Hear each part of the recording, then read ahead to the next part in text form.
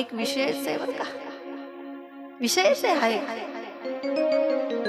भांडण होऊ नये याच्यासाठी मी तुम्हाला औषध सांगेल. जर तुम्ही रोज येत असाल तर जसं आहे तसं दाखवणाऱ्या माणसाला राग येत असतो, लक्षात ठेवा. पण तो येऊ नये, तो येऊ नये बरं का. कारण ज्या दगडाला फक्त सिंदूर लावणारी माणसं भेटतात ना, ते त्या दगडाचं नुकसान करत असतात आणि लोकांची फसवणूक करत असतात. लक्षात ठेवा. ज्या दगडाला फक्त सिंदूर लावणारी माणसं भेटतात, ते त्या दगडाचं नुकसान करत असतात आणि लोकांची फसवणूक करत असतात. पण ज्या वेळेस त्या दगडाला आपण सिंदूर लावतो ना, सिंदूर लावता लावता लावता लावता तो दगड मोठा होत असतो आणि जोपर्यंत सिंदूर आहे तोपर्यंत लोक त्याचं दर्शन घेतात. आणि सिंदूर लावता लावता ज्या वेळेस एक दिवस तो सिंदूर खूप होतो, त्यावेळेस तो सिंदूर खाली पडल्याशिवाय राहत नाही आणि खरा दगड उजेडात आल्याशिवाय राहत नाही. आणि मग त्या दगडाची फसवणूक झालेली असते, लोकांची फसवणूक झालेली असते. आणि मग ते लोक विचार करतात की बाबा, जोपर्यंत या दगडाला सिंदूर होता तोपर्यंत आपण याचं दर्शन घेत होतो, पण सिंदूर पडल्यानंतर कळलं की हा देव नव्हता, हा तर दगड आहे. म्हणून ज्या दगडाला फक्त आणि फक्त सिंदूर लावणारी माणसं भेटतात, ते त्या दगडाचं नुकसान करत असतात आणि लोकांची फसवणूक करत असतात. पण ज्या दगडाला घाव मारणारी माणसं भेटतात, ते त्या दगडाला देव बनवत असतात. लक्षात ठेवा. ते त्या दगडाला देव बनवत असतात. ज्या दगडाला सिंदूर लावणारी माणसं भेटतात ते फसवणूक करतात, ज्या दगडाला घाव मारणारी माणसं भेटतात ते देव बनवत असतात. म्हणून घाव मारणारी माणसं भेटणं आपल्या जीवनामध्ये फार महत्वाचं असतंय. पूर्वी शिक्षक खूप मारायचे बरं का, खूप मारायचे. इकडून शिक्षक आले की तिकडून जावं लागायचं, रस्त्यावर सुद्धा मारायचे. पूर्वी शिक्षक विद्यार्थ्यांना मारायचे. कोण? फार मारायचे. रस्त्यावर असू द्या, शाळेत असू द्या, फार मारायचे.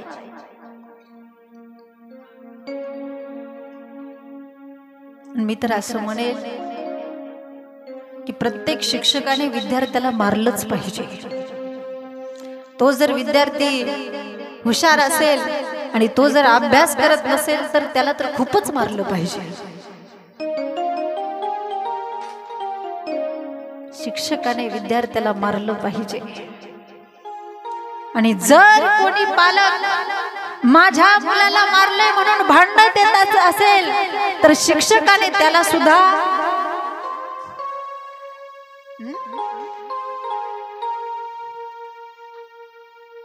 आता मुलांचे लाड खूप झाले.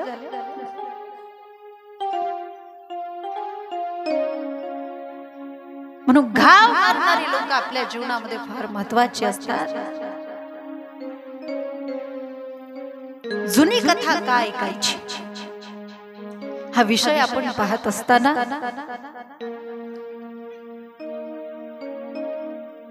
रामकथा ही शब्द कथा नाही, रामकथा ही चित्रकथा नाही, तर ही कथा दर्पण कथा आहे. म्हणून ही कथा आपण ऐकली पाहिजे. आरसा जसा आपल्याला आपला चेहरा दाखवतो ना, तसं ही रामकथा आपल्याला त्या ठिकाणी आपला चेहरा दाखवत असते बरं का. मला असं वाटतं की आपण दुसऱ्याकडे पाहतो ना, आपण दुसऱ्याकडे पाहत असतो ना नेहमी, पण आपण आपल्याकडे पाहणं सुद्धा तितकंच महत्वाचं असतं बरं का.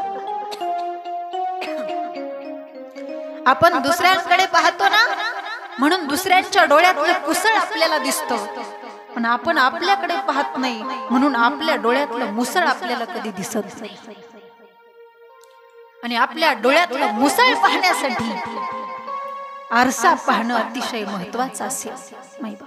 आरसा म्हणून रामकथा ही शब्द कथा नाही, रामकथा ही चित्रकथा नाही, तर रामकथा ही दर्पण कथा आहे.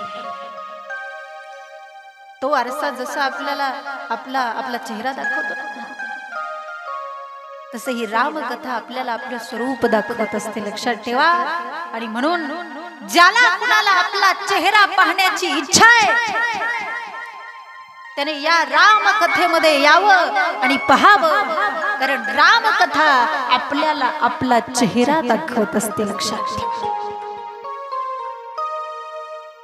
म्हणून ही रामकथा आपण ऐकली पाहिजे, पुन्हा पुन्हा ऐकली पाहिजे. आता पुन्हा पुन्हा काय ऐकायची, पुन्हा पुन्हा काय ऐकायची असाही प्रश्न आहे ना. माहित आहे ना आम्हाला, तोच तो 14 वर्षाचा वनवास, तेच ते दशरथजी, तेच ते लक्ष्मणजी, तोच तो वनवास, तेच ते सुवंत. अरे माहिती ना आम्हाला, हे सगळं माहिती आहे, हे पुन्हा पुन्हा तुम्ही आम्हाला का सांगताय, पुन्हा पुन्हा का सांगताय. तर लक्षात ठेवा, पुन्हा पुन्हा का सांगताय असा जर तुमचा प्रश्न असेल तर मी तुम्हाला नेहमी सांगेल, आजही त्या प्रश्नाचं उत्तर मी तुम्हाला देऊन जाईल. प्राथमिक असलं तरी अतिशय महत्वाचं उत्तर आहे, लक्षात ठेवा. पुन्हा पुन्हा का ऐकायची असा जर तुमचा प्रश्न असेल तर मी तुम्हाला एक प्रश्न विचारेन. आपण आठवड्यातून एकदाच जेवता ना? दोनदा? रोज दोनदा मिळते का? पण आपलं काय नाही, आपण किचन मध्येच असतो, आपला किती वेळा चहा होता आपल्याला माहिती आहे.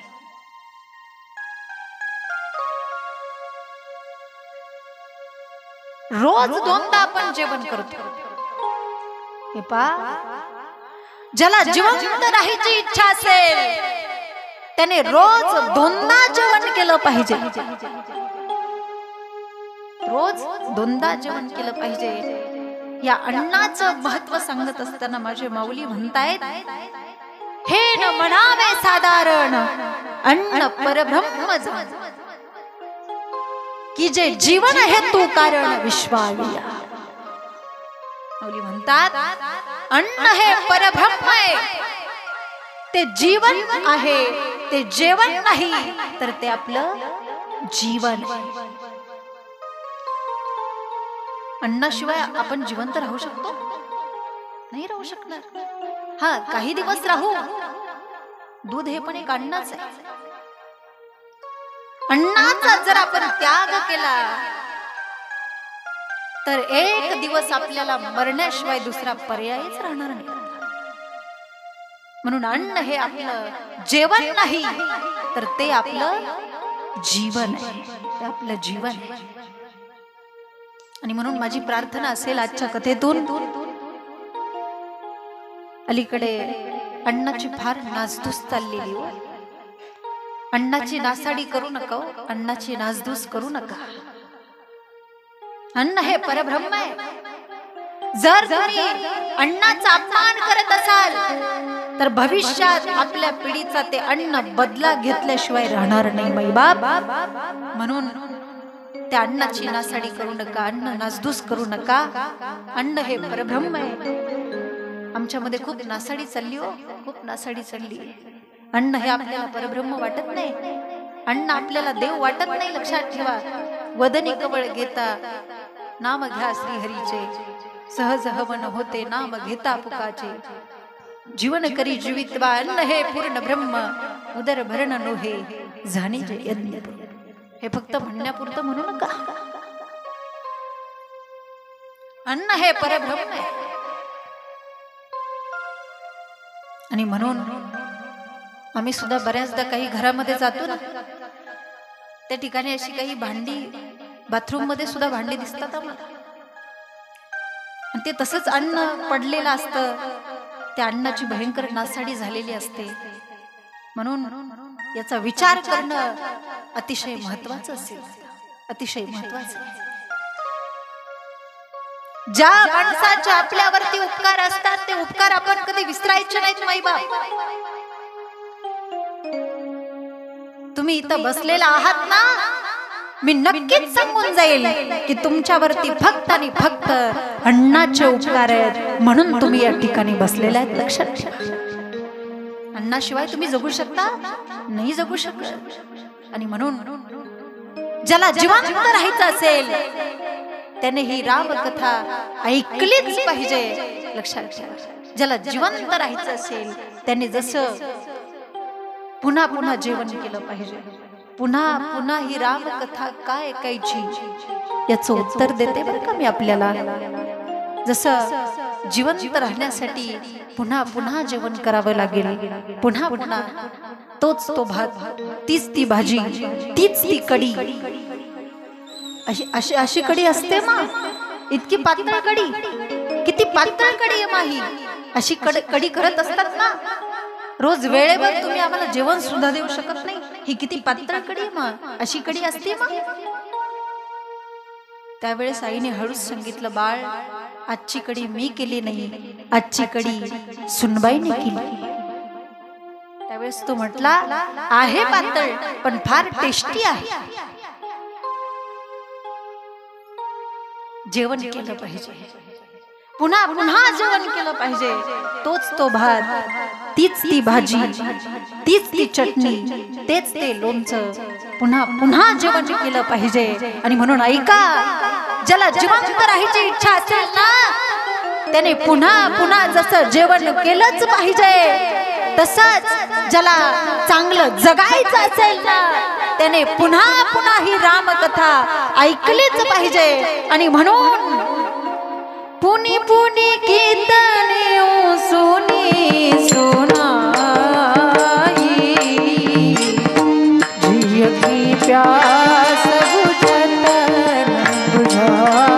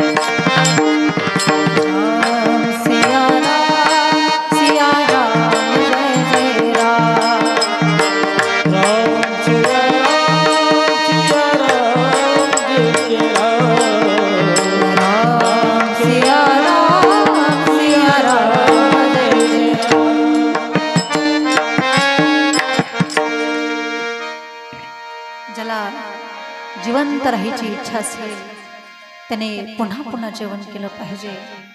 तसं ज्याला चांगलं जगायचं असेल त्याने पुन्हा पुन्हा ही रामकथा ऐकली पाहिजे. आपण मोबाईलला जसा रिचार्ज पुन्हा पुन्हा करतो ना, मोबाईल रिचार्ज करणं जसं महत्वाचं आहे तसं हे अंतकरण सुद्धा रिचार्ज करणं महत्वाचं आहे. आणि हे अंतकरण रिचार्ज करायचं असेल तर ही रामकथा तुम्ही एकदा नाही पुन्हा पुन्हा ऐकली पाहिजे.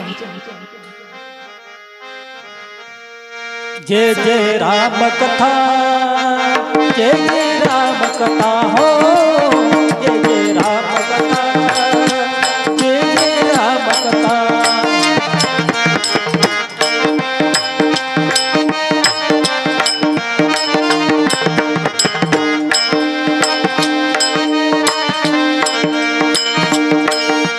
जिसे श्रवण पर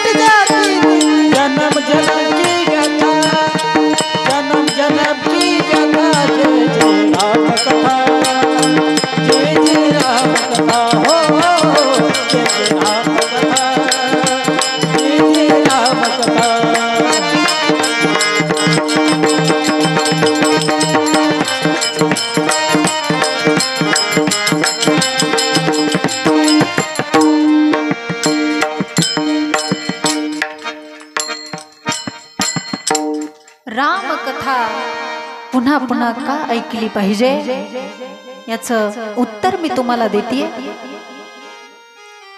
तर ज्याला चांगलं जगायची इच्छा असेल त्याने ही रामकथा ऐकली पाहिजे. इतिहास जो घडतो ना मायबाप, इतिहास जो घडतो ना तो चांगलं जगणाऱ्याचा घडत असतो. इतिहास जो घडतो तो जन्माचा घडत नसतो. इतिहास हा मरणाचा घडत नसतो, तर इतिहास हा चांगलं जगण्याचा घडत असतो. लक्षात ठेवा. जी व्यक्ती चांगलं जगलेली असते ना त्या व्यक्तीचं स्मरण आपण कधीच विसरत नसतो बरं का. मग ते चांगुलपण देशातलं असू द्या, ते चांगुलपण महाराष्ट्रातलं असू द्या, ते चांगुलपण तुमच्या जिल्ह्यातलं असू द्या, ते चांगुलपण तालुक्यातलं असू द्या, ते चांगुलपण गावातलं असू द्या, ते चांगुलपण तुमच्या मोहल्ल्यातलं असू द्या, आणखी सांगू द्या मला, ते चांगुलपण तुमच्या घरातलं असू द्या. जी व्यक्ती चांगलं जगलेली असते ना लोक त्याला कधीही विसरत नसतात.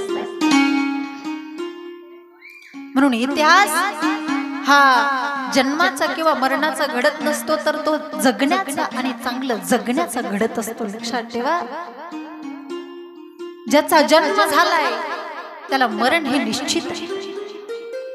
मग ज्याचा जन्म झालाय त्याला मरण हे जर निश्चित असेल तर इतिहास त्याच्या जन्माचा किंवा मरणाचा घडत नसतो, त्याच्या जगण्याचा घडत असतो. लक्षात ठेवा.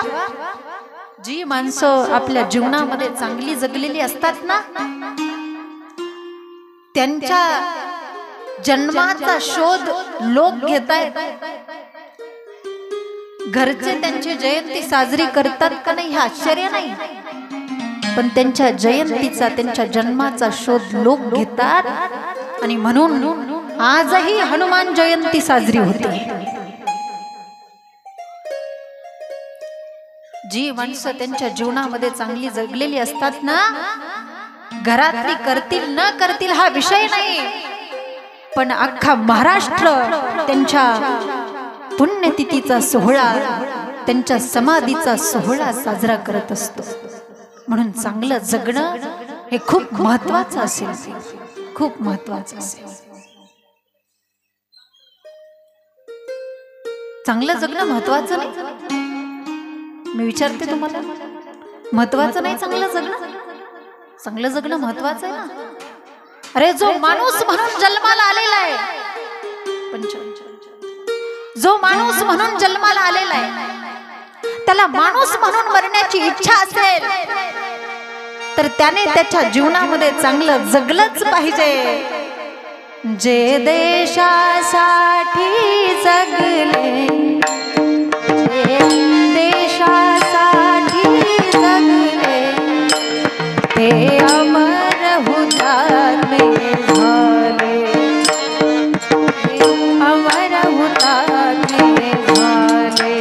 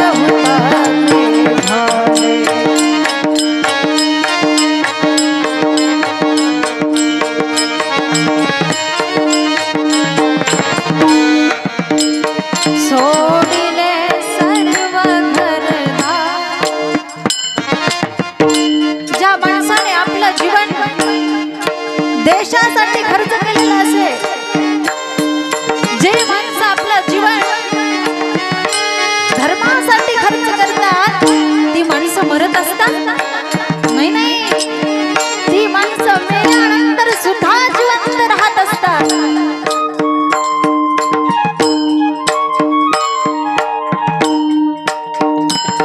सोडिले सर्व घरदार, सोडिला सुखी संसार, ज्योती समा जीवन जगले. दिवा हा स्वतःसाठी असतो का? दिवा हा कधी स्वतःसाठी नसतो, तो दुसऱ्यासाठी असतो ना. पाणी कधी स्वतःसाठी नसतं, ते दुसऱ्यासाठी असतं ना. आकाश कोणासाठी आहे? स्वतःसाठी नाही नाही, ते दुसऱ्यासाठी ना.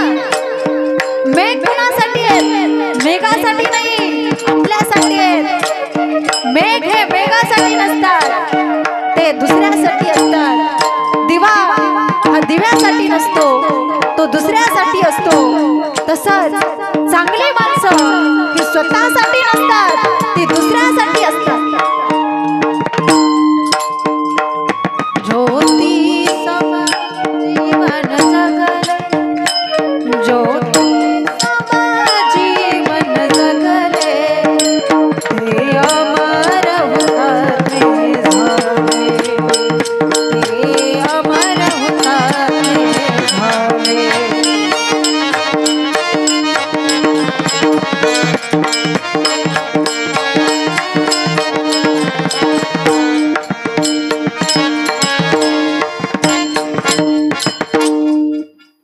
आणि म्हणून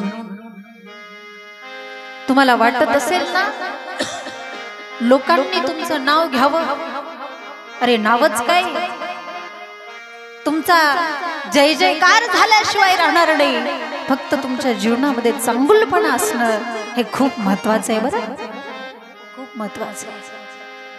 चांगुलपणा हा जीवनामध्ये असला पाहिजे, बरं का, असला पाहिजे. मग तुमचं जीवन मर्यादित असलं तरी तुमच्या जीवनामध्ये चांगुलपणा ठेवा. स्टेजवरच असलं पाहिजे असं काही नाही. स्टेजवरच असणारी माणसं खूप चांगली असतात असं नसतं. अरे स्टेज देणारी मोठी असतात, स्टेजवर चढणारी लहान असतात. आता इथं जर या ठिकाणी उंच स्थान तुम्ही मांडलं नसतं तर मला खालीच बसावं लागलं असतं. मी काय खाली बसले असते? म्हणून जी माणसं दुसऱ्याला उच्च स्थानी बसवतात आणि स्वतः खाली बसतात तीच माणसं मोठी असतात.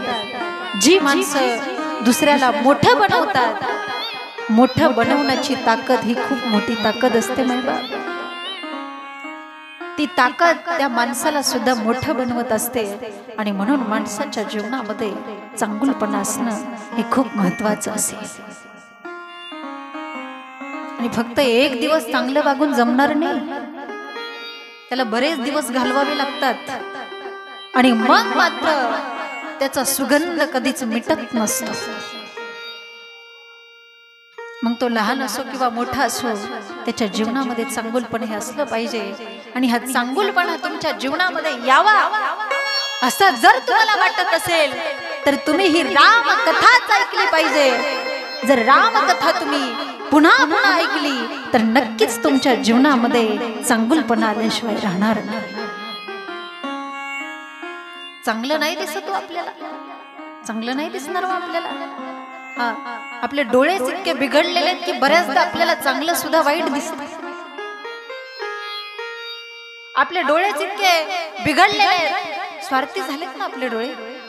आपल्याला चांगल्यामध्ये सुद्धा वाईट दिसतो, चांगल्यामध्ये सुद्धा आपण वाईट पाहतो.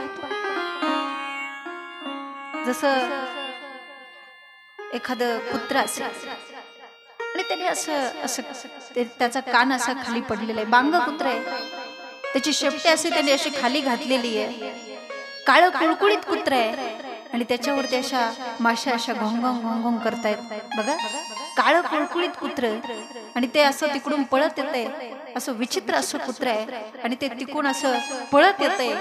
आणि इकडून काही शिष्यासहित गुरुजी चाललेले आहेत. काही 15-20 शिष्य आहेत आणि ते गुरुजी आपल्या शिष्यासमवेत इकडून जात असताना त्यांना ते कुत्र दिसतं आणि त्यावेळेस तो शिष्य आपल्या गुरुजींना विचारतो, गुरुजी काही घाण कुत्र आहे हो हे? गुरुजी म्हणतात, मूर्ख असलं का? अरे घाण नाही हे कुत्रे, त्याचे दात बघ किती स्वच्छ आहे. म्हणून जी चांगली माणसं असतात ना ती चांगलं बघत असतात वाईटामध्ये सुद्धा, आणि जी वाईट माणसं असतात ना ती चांगल्याला सुद्धा वाईट म्हणत असतात. बरं, आणि म्हणून ज्याला वाटत असेल की आपले कान चांगले व्हावेत, जर तुम्हाला वाटत असेल आपले डोळे चांगले व्हावेत, जर तुम्हाला वाटत असेल आपले पाय चांगले व्हावेत, जर तुम्हाला वाटत असेल तुमचं अंतःकरण चांगलं व्हावं, तुमच्या वृत्ती चांगल्या व्हाव्या, तुमचं अंतःकरण चांगलं व्हावं, तर तुम्ही ही रामकथा ऐकलीच पाहिजे. आणि एकदा नाही पुन्हा पुन्हा ऐकली पाहिजे. पुनी पुनी कीर्तने हूँ सुनी सुनाई, जिय की प्यास बुझत बुझाई.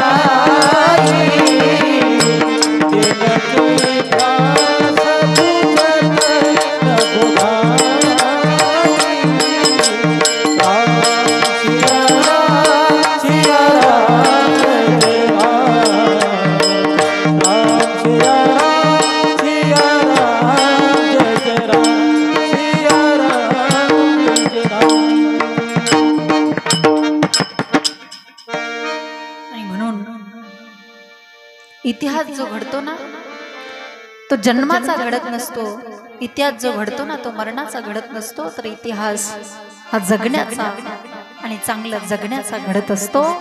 म्हणून आपण आपल्या जीवनामध्ये चांगलं जगणं, चांगुलपणा हा या कथेचा शीर्षक आहे. चांगलं जगणं महत्वाचं आहे. आणि जर तुम्हाला चांगलं जगायचं असेल तर तुम्हाला ही कथा पुन्हा पुन्हा ऐकणं हे सुद्धा फार महत्वाचं आहे. स्वैर वागणारी जी लोक असतात ना ती लोक या अध्यात्माचा, या रामकथेचा विरोध करत असतात. स्वैर वागणारी लोक या ठिकाणी या शास्त्राचा विरोध करत असतात. अशी लोक या आधीही होती, आताही आहेत आणि या पुढेही असणार आहेत, लक्षात ठेवा. आणि म्हणून रामकथेचा, महाभारताचा, अध्यात्माचा विरोध करणारे खूप लोक आहेत. परंतु ज्यांना चांगलं राहायचं असेल, चांगलं वागायचं असेल तर निश्चितच ही रामकथा ऐकली पाहिजे आणि पुन्हा पुन्हा ऐकली पाहिजे. पुन्हा पुन्हा का ऐकली पाहिजे या प्रश्नाचं उत्तर दिलं मी तुम्हाला, तर लक्षात ठेवा. एक खूप महत्वाचा विषय या ठिकाणी मी तुमच्या समोर मांडणार आहे. ही रामकथा ही प्रपंचाची कथा आहे. रामकथा काय ऐकायची या प्रश्नाचं उत्तर मी तुम्हाला देते बरं का. रामकथा ही एका प्रपंचाची कथा आहे, म्हणून आपण ऐकली पाहिजे. एक वाक्य मी तुम्हाला बोलून जाईल या रामकथेबद्दल. रामकथा ही मंदिरातल्या देवतेची कथा नाही, तर रामकथा ही प्रत्येक घराला मंदिर बनवणारी कथा. तुम्ही जरी या प्रांगणामध्ये या ठिकाणी बसलेला असलात ना, तरी मला तुम्हाला मंदिरात न्यायचंच नाही. मला तुम्हाला तुमच्या घरी घेऊन जायचंय. मला तुम्हाला मंदिरात न्यायचंच नाही. नाही, आता मंदिरात खूप गर्दी झाली. जर कुणी एखादं चौथऱ्यावर चढलं तर त्याचा सुद्धा एक विनाकारण विचार होऊ शकतो. त्यापेक्षा मला तुम्हाला तुमच्या घरी न्यायचंय. मला तुम्हाला तुमच्या चुलीजवळ घेऊन जायचंय. मला तुम्हाला तुमच्या भावाजवळ घेऊन जायचंय. मला तुम्हाला तुमच्या आई वडिलांजवळ घेऊन जायचंय. कारण ही कथा मंदिरातली कथाच नाही, ही कथा घरातली कथा आहे. प्रत्येक घरातली कथा आहे, लक्षात ठेवा. आणखी खरं सांगू तर मग या रामकथेला इथं काय यावं लागलं? ही रामकथा ह्या प्रांगणामध्ये, या मंडपामध्ये का आली? या प्रश्नाचं उत्तर देत असताना मी तुम्हाला असं सांगेल की जसं एखाद्या माणसाला घराच्या बाहेर काढून दिल्यानंतर तो माणूस कुठेतरी एखाद्या मंडपाचा किंवा मंदिराचा आधार घेत असतो आणि त्या ठिकाणी तो आश्रयाला राहत असतो. आणि म्हणून सप्त्याच्या ठिकाणी बऱ्याचदा काही म्हातारी माणसं वळकट घेऊन या ठिकाणी आलेले दिसतात.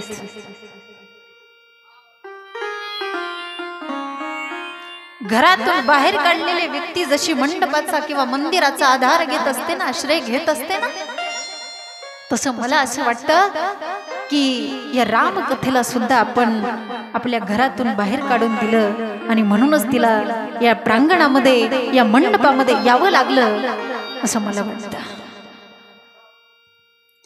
जर तिला तुम्ही घराच्या बाहेर नसतं काढून दिलं तर बिचारीला इथं काय यावं लागलं असतं? नसतं नाही यावं लागलं.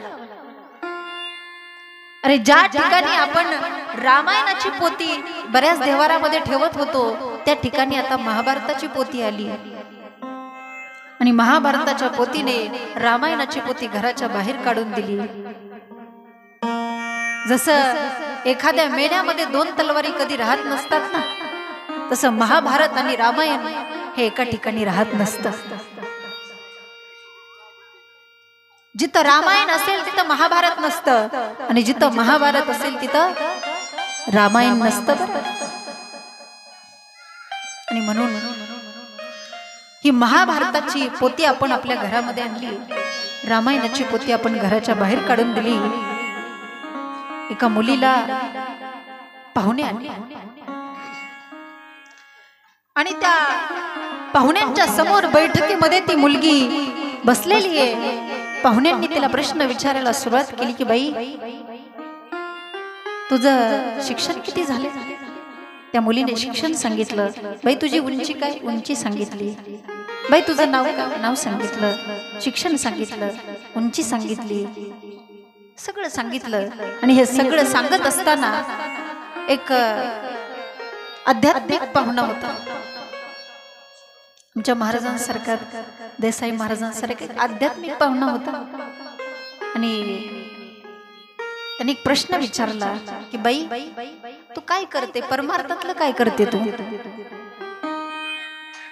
तेव्हा तिने सांगितलं, मी रामायण करते. काय करते? रामायण करते. अरे बापरे, रामायण करते? मग काय सकाळी रामायण, दुपारी रामायण, संध्याकाळी रामायण. पुन्हा प्रश्न विचारला, बाई तू रामायण करते? मग आता लग्न झाल्यानंतर तू काय करणार आहे? ती म्हटली, लग्न झाल्यानंतर मी महाभारत चालू करणार आहे.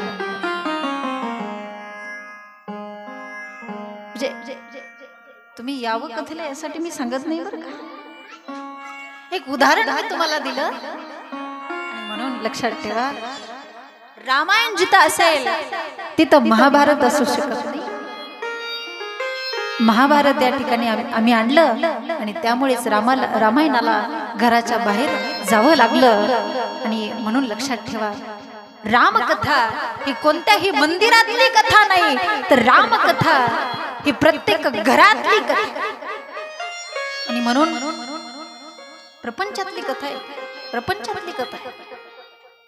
त्यामुळे रामकथेसाठी सगळ्या कुटुंबाने आलं पाहिजे,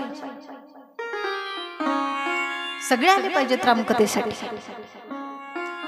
सगळे. आणि ज्यावेळेस सगळं कुटुंब येईल ना कथेसाठी, नक्कीच तुमच्या कुटुंबामध्ये परिवर्तन झाल्याशिवाय राहणार नाही. मी हमी देते बरं का तुम्हाला. ज्यावेळेस सगळं कुटुंब तुम्ही घेऊन याल, नक्कीच तुमच्या कुटुंबामध्ये परिवर्तन आल्याशिवाय राहणार नाही. आणि मग सगळ्यांनी आलं पाहिजे, भावाभावाने आलं पाहिजे. हा, मी नेहमी सांगेल, प्रत्येक भावाने आलं पाहिजे. माई लेकी असतील तर बाईने आलं पाहिजे, लेकीने आलं पाहिजे, बहीण भावाने आलं पाहिजे, मुलाने आणि बापाने सुद्धा आलं पाहिजे. आणि अतिशय महत्वाचं म्हणजे भावा भावाने आलं पाहिजे. आणि सासू सुनेने तर जरूर आलं पाहिजे. ज्या वेळेस तुम्ही सगळेजण या ठिकाणी याल ना, अरे नक्की सांगेल मी तुम्हाला, तुमच्या कुटुंबामध्ये परिवर्तन आल्याशिवाय राहणार नाही. नाही आलं तर इथून पुढे कधी कथा करणार नाही, लक्षात ठेवा.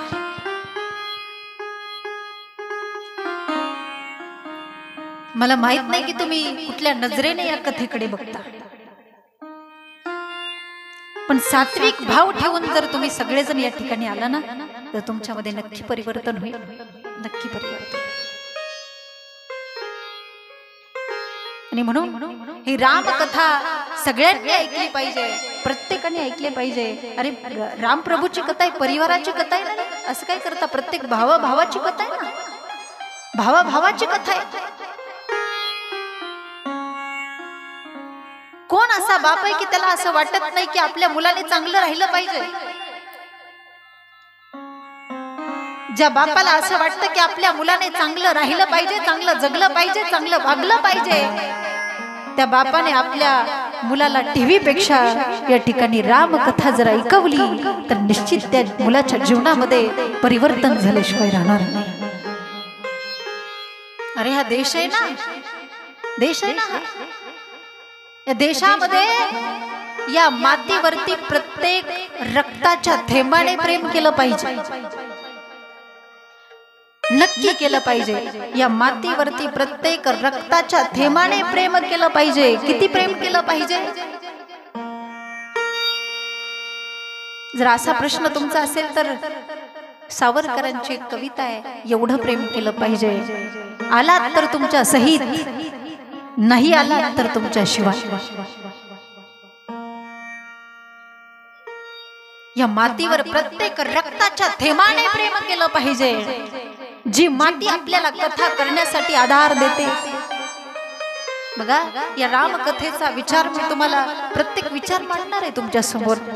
या रामकथेचा आणि या मातीचा काय संबंध आहे? या रामकथेचा आणि देशाचा काय संबंध आहे? रामकथेचा आणि या शेतीचा काय संबंध आहे? रामकथेचा आणि सीमेचा काय संबंध आहे? हा सगळा विचार मी तुमच्या समोर मांडणार आहे, लक्षात ठेवा. दिल दिया है जान भी देंगे, ए वतन तेरे लिए, हे फक्त म्हणण्यापुरतं नाही, हे प्रत्यक्षात असलं पाहिजे. अरे जी माती तुम्हाला चालण्यासाठी आधार देते, जी माती तुम्हाला बसण्यासाठी आधार देते, जी माती तुम्हाला विमान उतरवण्यासाठी आधार देते, जी माती तुम्हाला जन्म झाल्यापासून ते मरेपर्यंत आधार देते, त्या मातीवरती आपण प्रेम केलं पाहिजे की नाही? खूप केलं पाहिजे, खूप केलं पाहिजे. किती केलं पाहिजे? खूप. अगदी लक्षात ठेवा, या मातीवरती प्रेम जर आपण केलं तरच आपल्याला ही कथा समजेल बरं का. या मातीवरती आपण खूप प्रेम केलं पाहिजे. आणि म्हणून जसं ही रामकथा सुद्धा आपल्याला सांगते, जसं या मातीवर प्रत्येक रक्ताच्या थेंबाने प्रेम केलं पाहिजे, तसं आपण आपल्या रक्तावरती सुद्धा प्रेम केलं पाहिजे. या मातीवरती प्रत्येक रक्ताच्या थेंबाने जसं प्रेम केलं पाहिजे, पण त्याची सुरुवात अगोदर आपण आपल्या घरापासून केली पाहिजे. अरे जे रक्त स्वतःच्या रक्तावरती प्रेम करत नसेल ते ह्या देशावरती काय प्रेम करणार आहे? रक्ताने रक्तावरती कसं प्रेम करावं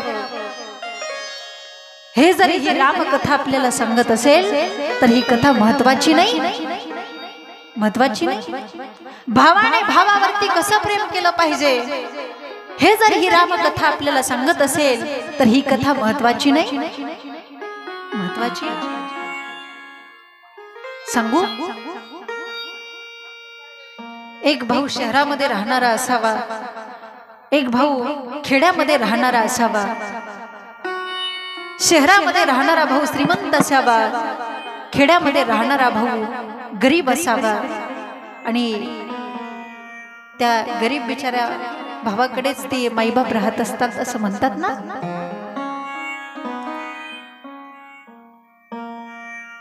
त्याची गरिबी पाहून त्या माईबाप त्या ठिकाणी आपल्या खेड्यातल्या त्या मुलाकडेच राहत असतात.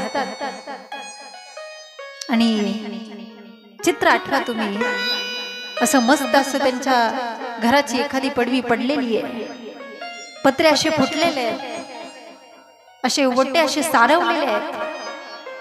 आणि एका वट्ट्यावरती आई बसलेली आहे, एका वट्ट्यावरती बाप बसलेला आहे. आणि तेवढ्यात तो धाकटा जो असतो ना श्रीमंत, तो मुलगा तेवढ्यात त्या ठिकाणी आपली 4 व्हीलर घेऊन 4 चाकी चालवत त्या ठिकाणी यावा. आणि आईने पाहावं, आईने पाहावं, आईचं अंतकरण असं भरून यावं, माझंच पोर आहे, माझाच राजा आहे, याला मी शिकवण्यासाठी दुसऱ्याच्या घरचे भांडे घासले, याला शिकवण्यासाठी मी दुसऱ्याच्या घरी काबाड कष्ट केलं, दुसऱ्याच्या शेतामध्ये खुरपण केलं, याला शिकवण्यासाठी मी खूप कष्ट केलं. आणि आज मात्र त्या कष्टाचं चीज झालं, माझं पोरग चांगल्या नोकरीला लागलं, त्याने गाडी घेतली, खूप महाग गाडी असते ना, खूप महाग गाडी असते, 4 व्हीलर म्हणतात ना याला.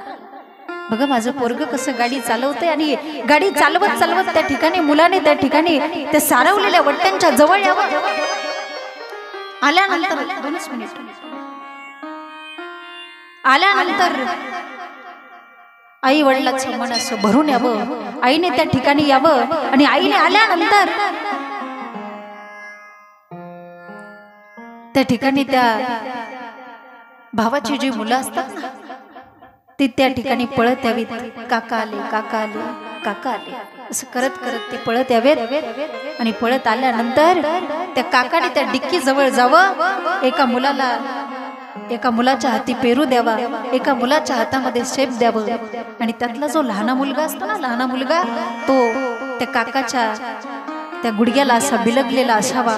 आणि त्या काकाने त्या मुलाला असं पटकन उचलून घ्यावं. आणि त्या गरीब भावाच्या मुलाचे त्या काकाने असे पटापट पटापट मुके घ्यावेत. यापेक्षा दुसरा आनंद आईबापाच्या जीवनामध्ये कोणता असेल? नाही ना.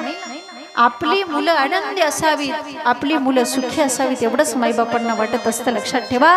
अरे गरिबी श्रीमंती ही येत असते जात असते, ही जाणाऱ्या येणाऱ्या गोष्टी लक्षात ठेवा. गरिबी श्रीमंती ही वृक्षाची सावली नाही, ही अब्राची सावली आहे, ही मेघाची सावली आहे. आणि म्हणून याचा जास्त विचार करत बसायचं नाही. आपण फक्त हाच विचार करायचा आहे की आपला संसार, आपला प्रपंच कसा सुसंस्कृत झाला पाहिजे. आणि आपला प्रपंच जर आपल्याला सुसंस्कृत व्हावा असं वाटत असेल, आपल्या माईबापांच्या चेहऱ्यावरती जर आपल्याला आनंद पाहायचा असेल तर ही कथा आपण एकदा नाही, ही कथा आपण पुन्हा पुन्हा ऐकली पाहिजे. पुनी पुनी गीतनी हो सोनी सोनाई,